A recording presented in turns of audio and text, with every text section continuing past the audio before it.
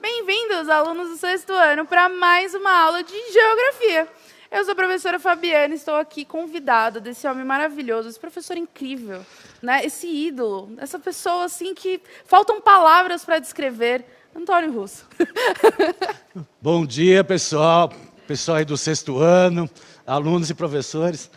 Fiquei meio desconcertado, estou até emocionado com as palavras aqui da minha amiga, a professora Fabi, né? Mas tudo bem, deixa, né, professora? Qual que é o tema da aula hoje, por favor? Então, hoje vamos trabalhar tipos de paisagens e os seus elementos, né? Então, hoje vai ser, assim, uma aula... Na realidade, essa aula aí ela é um complemento de uma habilidade do quinto ano que vocês tiveram na primeira aula de Geografia desse ano, né, que retrata aí sobre as paisagens. Mas aí quem vai ter a honra de falar o que nós vamos trabalhar hoje é a professora Fabi. Hoje eu estou assim, olha, estou até emocionada. Então, vai aparecer aí na tela para vocês hoje, né, as habilidades aí. Então, na aula de hoje, vamos trabalhar a habilidade descrever elementos constitutivos das paisagens e comparar as modificações nos lugares de vivência e os usos desses lugares em diferentes tempos. A unidade temática é o sujeito e o seu lugar no mundo, e o objeto de conhecimento é a identidade sociocultural. É isso aí, perfeito. Como a gente vai ter aí os objetivos, né, no decorrer do ano, a gente vai ver os objetivos da ONU, que são os 17 objetivos, nós vamos iniciar a aula de hoje mostrando o geral, né? Então é um vídeo que fala aí sobre a ONU tem um plano que são os objetivos globais aí. Então acompanhem na tela, por favor. Vamos imaginar que você esteja viajando pelo espaço e que agora você esteja olhando para uma vida inteligente. Você tem viajado bastante porque o espaço é bem grande. E agora você vê a Terra, uma pequena ilha no espaço, uma composição de água, pedra e solo, uma camada fina de ar para conseguirmos respirar. Existe mais vidas no espaço? Sim ou não, está em todos os lugares. Se você pensar, nós precisamos basicamente das mesmas coisas: água fresca, ar limpo e comida saudável. A boa notícia é que a Terra tem tudo isso para todos nós. A má notícia é que nós encontramos alguns problemas no caminho. O primeiro é a mudança climática. O jeito que vivemos na Terra hoje está danificando muitas coisas que precisamos para viver. Os combustíveis que nós queimamos estão contaminando a atmosfera. Nós estamos esgotando nossas fontes de água potável. Tudo isso está mudando o clima. O segundo problema é a desigualdade. Algumas pessoas na Terra têm muito mais do que precisam e a maioria não tem o suficiente. Isso causa pobreza e não é justo. Milhões de pessoas não têm acesso aos remédios que poderiam prevenir doenças. Em alguns lugares, as crianças não entendem o motivo de ir à escola. Em outros, milhões de crianças querem ir à escola. Isso é justo? Com sorte, nós temos um plano. As Nações Unidas anunciaram os Objetivos Globais para o Desenvolvimento Sustentável. São 17 objetivos que protegem o planeta contra a mudança climática e tornam o mundo seguro e mais justo para todos. Nós temos que alcançar essas metas até 2030. A melhor coisa de se ter um plano é que nós podemos checar como estamos indo ao longo do caminho, mostrando as partes em que fomos bem e as partes que devemos melhorar. Até 2030 teremos um longo caminho, então nós temos que encorajar uns aos outros todos os dias.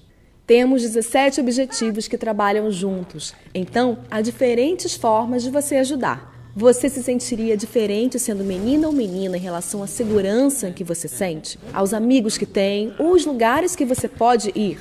E se achássemos uma nova forma de transformar a água em limpa e potável? E se pudéssemos reciclar todo o nosso lixo? O que mais poderíamos mudar?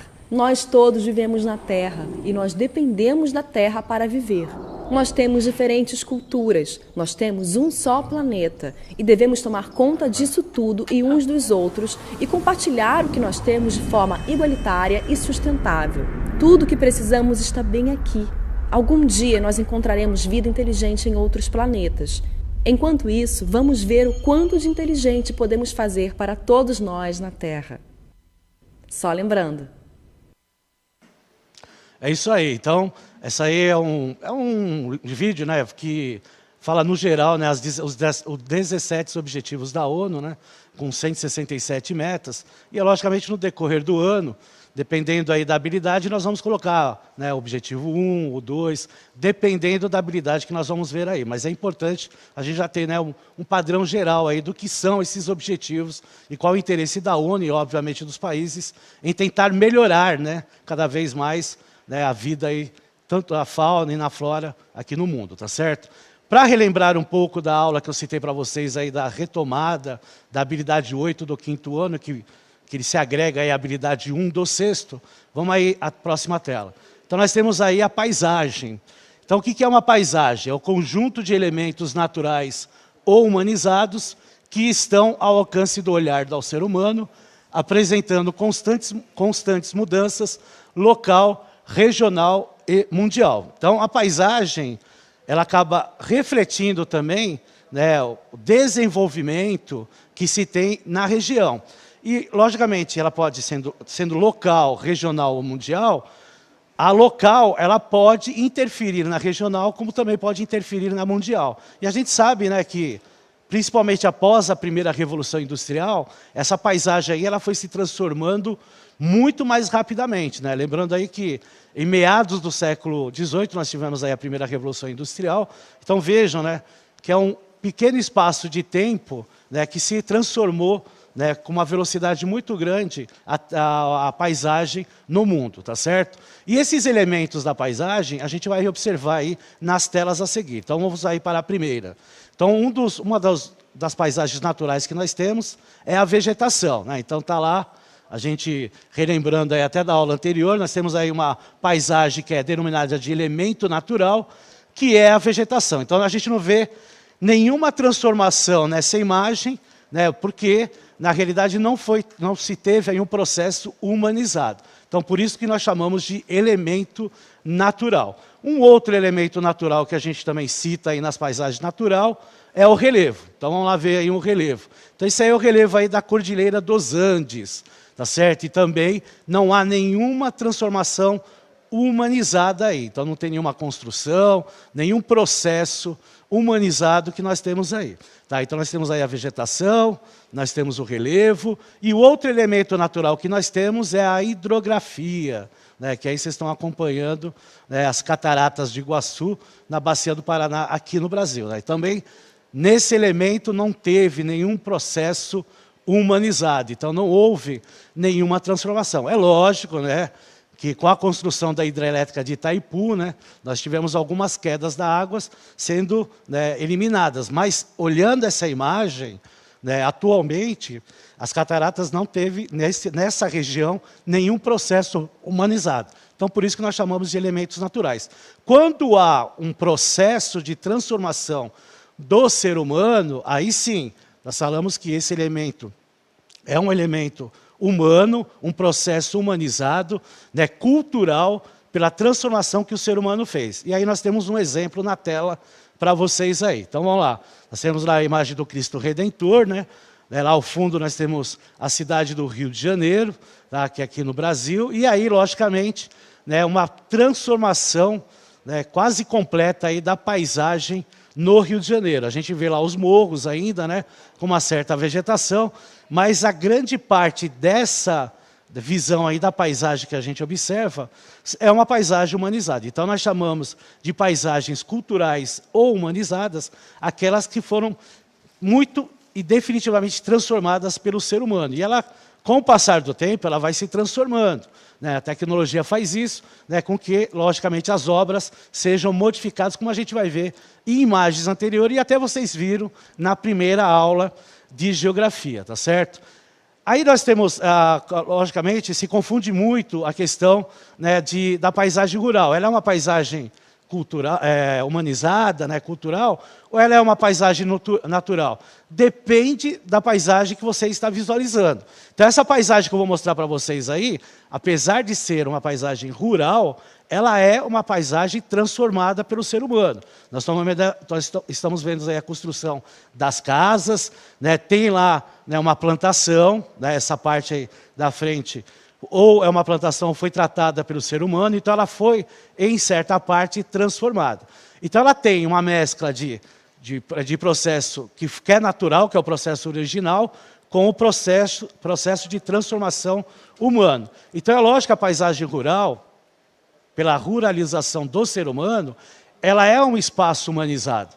Só que ela também tem espaços naturais que são preservados, e isso é importante, principalmente na agricultura e na pecuária, porque se você degradar toda essa paisagem rural, ela acaba, com o passar do tempo, se tornando aí uma vossoroca, né, que é um processo erosivo, né, e acaba perdendo esse espaço aí, tá certo? Então, é interessante a gente sempre falar nesse processo aí de ruralização, nesse aspecto de paisagem natural e paisagem humanizada. Alguns dizem que são paisagens naturais, mas elas têm, né, características diferenciadas aí pelas construções que são feitas, mesmo em menor quantidade, nas cidades. Certo, professora Fabi? Exato, eu acho que de uma coisa que você estava falando, muitas vezes a gente fala, mas tem uma plantação ali, mas muitas vezes você desmatou ali plantas nativas para fazer uma plantação, né? Mas o lago ainda existe, mas às vezes ele está cheio de poluente, né? De agrotóxicos, enfim. Exatamente. Então você está tendo uma modificação, sim, na natureza, e não necessariamente positiva. Exatamente. E, na realidade, até falando nessa situação aí, muito se fala em reflorestamento hoje, né? Então se transformou novamente numa paisagem vegetal. O reflorestamento ele é feito pelo ser humano, então houve uma transformação da paisagem natural que a gente tinha anteriormente. É bem lembrado isso, porque hoje as empresas que mexem com madeira, né, celulose, elas são obrigadas por lei, né, em boa parte do mundo, não vou falar em toda a parte do mundo, porque nem todos os países têm essas legislações, de estar fazendo reflorestamento, mas nós sabemos que por mais que faça um reflorestamento bem feito, não é a mesma coisa do original. Então é bem característico isso, porque é um fator já econômico que faz parte da nossa sociedade, né, Fabi? E professor de sociologia, fala em sociedade, né, tá aí no esquema, né? Bom, vamos ver aí uma paisagem extremamente urbana, que eu gosto muito de mostrar nas minhas aulas aí, que é a cidade de Tel Aviv, que é a capital aí de Israel. A gente vê praticamente só concreto, né? Uma árvore aqui, uma outra árvore ali, que obviamente foi plantada pelo ser humano, mas de exemplo que eu dou assim, de paisagem extremamente urbana, a gente acaba mostrando aí a cidade aí de Tel Aviv, que ela é muito concretizada, né? Dá para perceber que ela tem esse aspecto aí extremamente urbano. Porque quando a gente pega, por exemplo, a cidade de São Paulo, ela também é uma cidade urbana, né, extremamente concretizada, né, mas nós temos leis aqui no município que obriga, né, edifícios, por exemplo, a ter um espaço verde. E aí a imagem, quando a gente mostra de São Paulo no alto, ela é diferente da imagem dessa cidade de Tel Aviv, que é extremamente concretizada. Então, por isso que eu sempre coloco essa imagem aí, para retratar essa paisagem extremamente humana, né? Extremamente urbanizada, né, professora? Eu sempre, quando falo sobre essa questão de construção, de mudanças, assim, eu sempre lembro de Abu Dhabi, né? Que era assim, você via um deserto, assim, e aí em questão de, sei lá, 10 anos, 20 anos... Você tem ali, você não consegue nem mais ver areia, é basicamente. Exatamente. Tudo ali urbanizado. É o tipo da cidade que ela foi, né? Totalmente construída assim, planejada, né? Como nós temos cidades aqui, logicamente com, né, as capitais, elas acabam, né, se transformando em macrocefalias urbanas, né, um inchamento de pessoas. Então, a Curitiba foi planejada, Belo Horizonte foi planejada, né, o próprio, né, Brasília foi planejada, mas é lógico, o inchamento faz com que ela perca essa noção aí de planejamento, né? Mas é bem lembrado, Abu Dhabi foi construída no deserto e dinheiro, né, ajuda a construir belas paisagens. Né?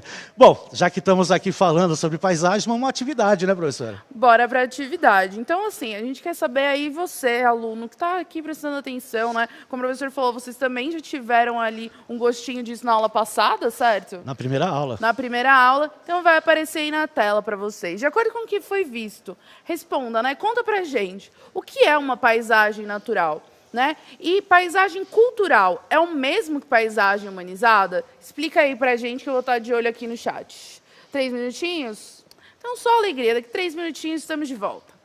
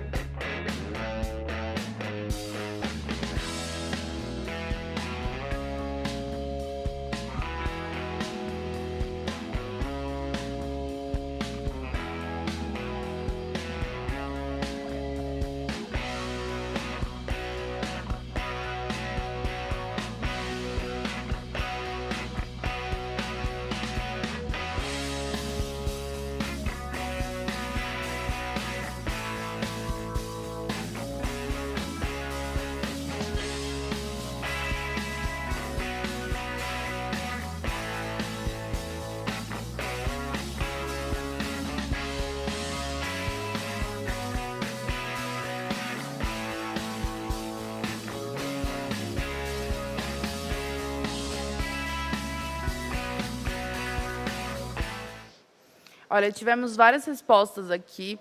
O aluno Guilherme falou que a paisagem natural ela não é humanizada, né?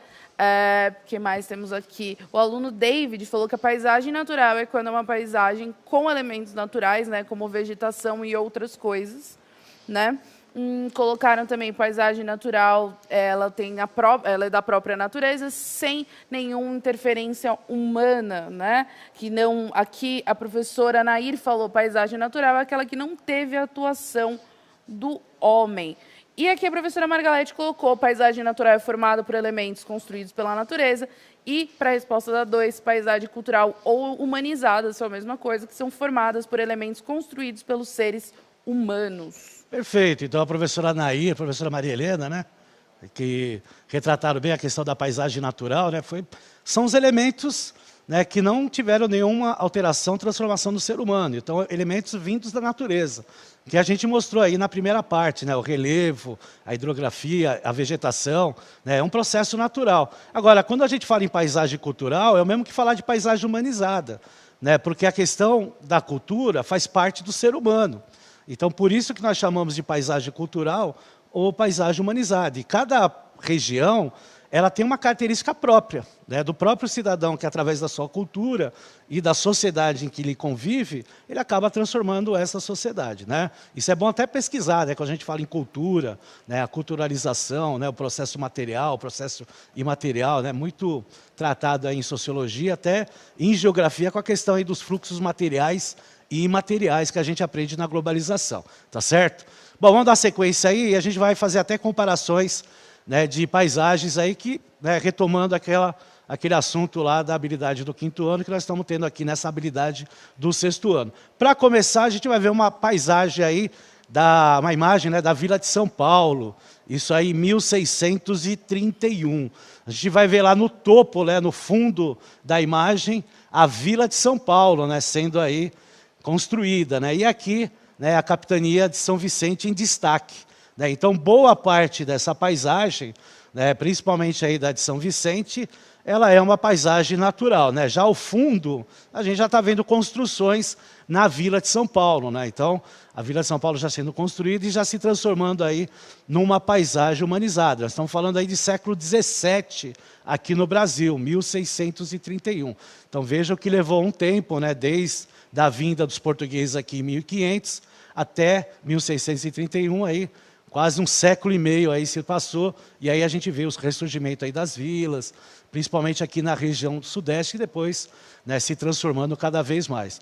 Agora nós temos aí uma comparação, tá? Então nós vamos ver aí algumas imagens aí, fazendo comparações. A primeira delas é da Avenida Paulista, né? A Avenida Paulista aí com seus casarões aí dos barões de café, início do século XX, né? Lembrando aí que é o auge do ciclo do café, então os barões do café morando aí na Avenida Paulista, né, e fazendo a cafeicultura no interior de São Paulo, e uma fotografia mais recente da Avenida Paulista, né, a loucura que é a Avenida Paulista, aquele movimento principalmente à noite, né, aquela movimentação bem urbana, né, professora Fabi, que, né, se movimenta aí de manhã, de dia, no trabalho, no horário comercial, e à noite, né, uma diversão, né? Exatamente, ali um centro cultural também, ali na Paulista, exatamente, né? Então é uma miscigenação de cultura aí, né, e de aspectos humanizados aí que nós temos, e veja como se transformou,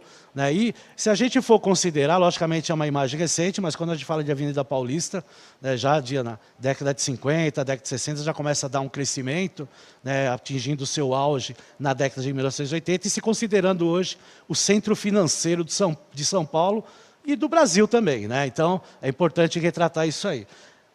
Lembrando que já lá no início do século XX, se a gente for considerar que a base da economia do Brasil era o café, né, e quem morava na Avenida Paulista eram os barões de café, já era até, certa parte, um centro financeiro, né? Mas mais residencial. Já estava ali, com um pezinho ali no... Já estava no esquema, né? Já estava ali no esquema, entendeu? O pessoal ali que do dinheiro já estava lá. Já estava lá, então já só parece que passou de geração para geração. Basicamente. Né? Bom, vamos lá ver para a próxima tela aí, que eu tenho certeza que quando construíram o elevado Costa e Silva, a professora Fabi não era nem nascida. Então, essa é uma fotografia de 1970, E hoje, né, a gente tem aí a fotografia, né, mais recente, né, praticamente a gente não consegue ver o elevado Costa e Silva. É que eu não achei nenhuma imagem, logicamente autorizada, que poderia mostrar para vocês, de um ângulo mais aberto do elevado Costa e Silva, né, já com as construções, para mostrar, né, que existe uma diferença bem clara, né, da paisagem que a gente vê, que já é humanizada em 1970, óbvio, né? Cidade grande como a cidade de São Paulo já tem esse aspecto, mas, né, que os espigões, né, os edifícios, né, no seu entorno acabaram, né, praticamente cobrindo, porque ele é extremamente extenso, né? O Minhocão, né, como é carinhosamente conhecido aqui na cidade de São Paulo, ele vai, né, ele liga, né, a zona oeste com a zona leste. Então ele é extremamente extenso, né? E agora, né, de um tempo para cá, né, de anos, né, para cá, final de semana ele serve como lazer, né? Exatamente. Até por causa da questão da poluição, né? Anos a população que mora lá, né, reclama, né, da poluição, do barulho. Então, que ele é fechado, né, durante a noite para que as pessoas consigam dormir. Exatamente. O que não acontecia, acho que até a década de 80, início da década de 90. Tá certo? A próxima imagem é o Vale do Anhangabaú. Tá certo? Então nós temos aí uma foto do início do século XX, do Anhangabaú, e uma fotografia mais recente.